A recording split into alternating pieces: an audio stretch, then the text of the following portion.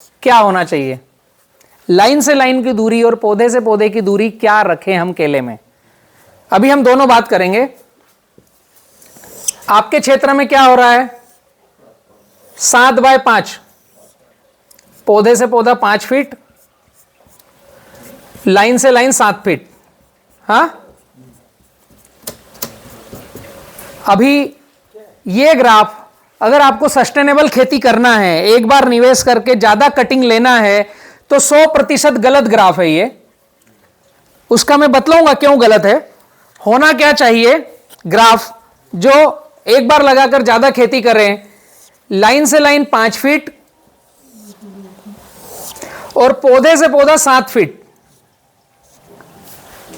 उल्टा कर दिया है मैंने। अभी यहां लाइन दूर है, पौधा पास में है। मैं बात कर रहा हूं पौधा दूर कर दो, लाइन पास में कर दो। और सामने पौधा नहीं लगाना है, जिगजैग लगाना है। समझ में आया? दिख रहा है पीछे तक? हां, अभी फर्क देखना दोनों जगह पर। यहां ड्रिप है 5 फीट पे, पौधा है 7 फीट पे। यहां ड्रिप है 7 फीट पे, पौधा है 5 फीट पे। दोनों में पौधे की संख्या बराबर है 1250 1 एकड़ पे।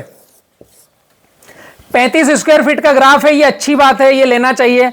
तो एक्सपोर्ट में जाएगा, थोड़ा बड़ा ग्राफ मिलेगा, ज्यादा पत्तों पर धूप जाएगी। अब इसमें फर्क कहां आएगा? अभी इस पौधे को देखो, पीछे बालकनी वालों को दिख रहा है? हाँ, ये पौधे को देखोगे तो ये पौधे से ये पौधा 7 फीट है, यहां 10 फीट है, बीच में 5 था ना, है नहीं, सामने 10 फीट है। तो इसका जो पत्ता है वो ओवरलैप नहीं होगा, एक दूसरे में घुसेगा नहीं, ऐसा पत्ता आएगा सराउंड। यहां पर ये पत्ता आ गया, ये पत्ता आ गया, ये पत्ता आ गया, ये पत्ता आ गया। अब ये दूसरे पौधे का पत्ता कहां जाएगा? 4 महीने के बाद एक पौधे का पत्ता दूसरे पौधे के ओवरलैप हो रहा है ना।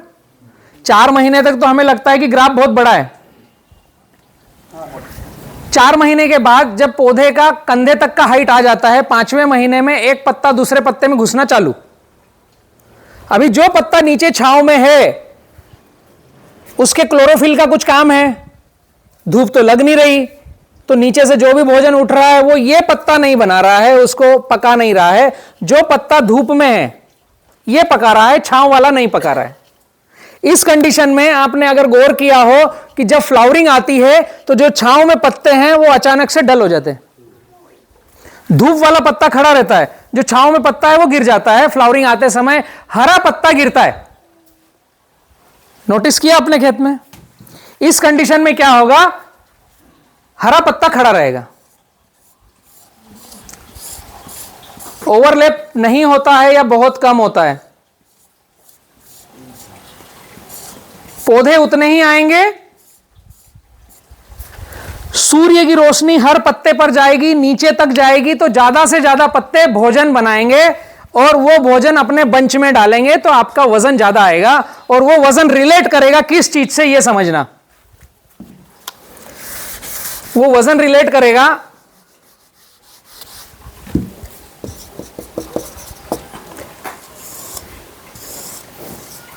ये पौधा है और पौधे का ये गुठली आया ना नीचे, यहां अगर आप टेप से नापोगे तो कुछ इंच आएगा, गठान के जस्ट ऊपर। 30 इंच, 32 इंच, 35 इंच, जो अच्छा खाना खिला रहा है 40 इंच। बूंदा नापते हो आप लोग? किसके यहां केला है? किसी ने नापा है? कितना इंच है अभी अंदाजन? माल कटते समय 35-36 इंच का रहता है। तो जब ये ग्राफ लगाओगे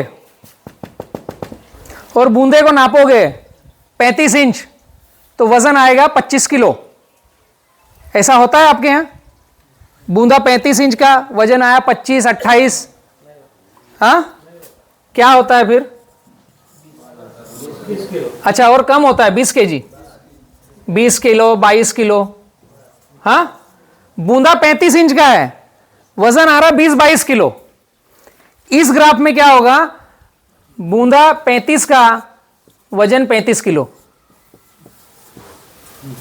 इस ग्राफ में फर्क आएगा बहुत ज्यादा।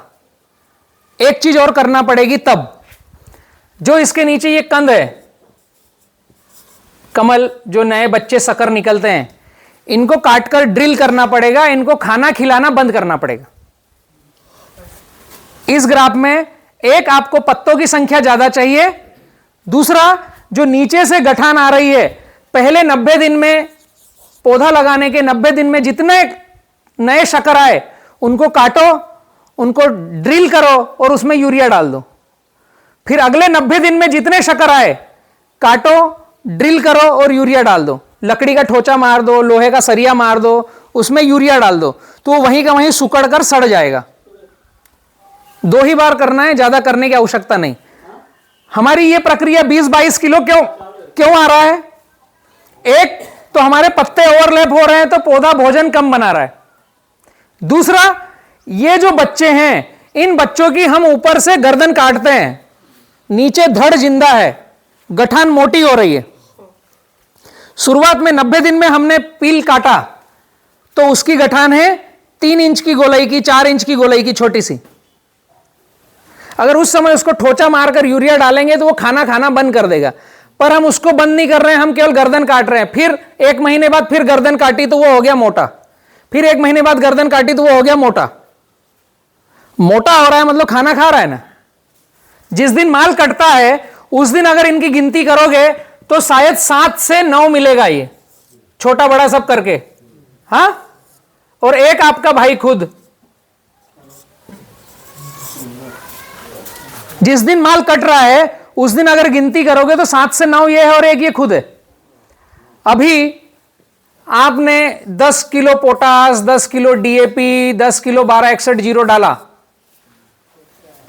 तो कहां जाएगा? सब में बटेगा ना बराबर। 3 भाई घर पे है, 30 एकड़ जमीन है, पापा चले गए, 10-10 एकड़ तीनों के पास आएगी ना, भाई हिस्सा लेंगे ना।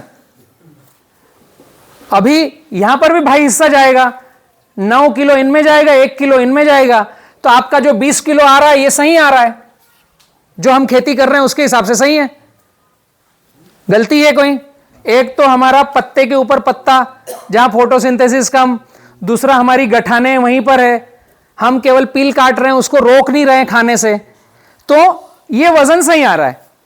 अगर हम ये ग्राफ लेंगे और बच्चे काट करके ड्रिल करेंगे और सही क्लाइमेट में सही पानी प्रबंधन किया तो जितने इंच तने की मोटाई है उतना वजन आएगा। हमारे खेतों में ऐसा ही होता है, आप विजिट करके देखना चाहो तो देखिए। 32 इंच तने की मोटाई तो 32 किलो वजन, 40 इंच तने की मोटाई तो 40 किलो वजन। 1 एकड़ में कितना टन पका रहे हो आप? 20, 25, 22 टन एकड़ पे पहली बार हार्वेस्टिंग का।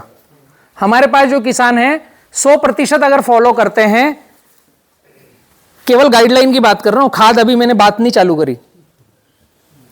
खाद आपका बजट एवरेज में बता दूं, 50 रुपए पौधे का, फर्टिलाइजर से ज्यादा मत दिमाग में रखना, बहुत हो गया। पर पौधे का 50 रुपए का खाना खिलाएंगे, लगाने से कटिंग तक, इससे ज्यादा नहीं खिलाएंगे। मोटी मोटी बात बता रहा हूं मैं। इस तरह का हमारे जो फार्मर हैं वो 40 टन, 42 टन, 45 टन पहली हार्वेस्टिंग का माल लेते हैं, दूसरी हार्वेस्टिंग का 50 टन का माल लेते हैं। कई सारे किसान हैं जो YouTube पर आपको मिलेंगे, उनके खेत में जाकर आप देख सकते हो। फोकस किसको करना है? ग्राफ, बच्चे साफ करना। तो ग्राफ में फर्क समझ आ रहा है? पौधे उतने ही रखना है, ग्राफ में चेंज करना है, और बच्चे काटेंगे तो उत्पादन में बढ़ोतरी आएगी। पहला लेसन लर्न है